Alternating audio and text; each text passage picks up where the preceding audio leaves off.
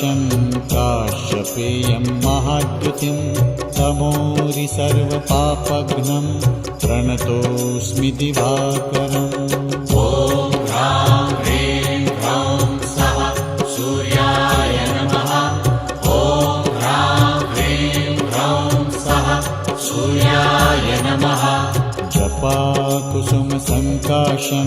काश्यपेयं महाद्युतिं तमोरि सर्वपापघ्नं प्रणतोऽस्मि दिवाकरम्।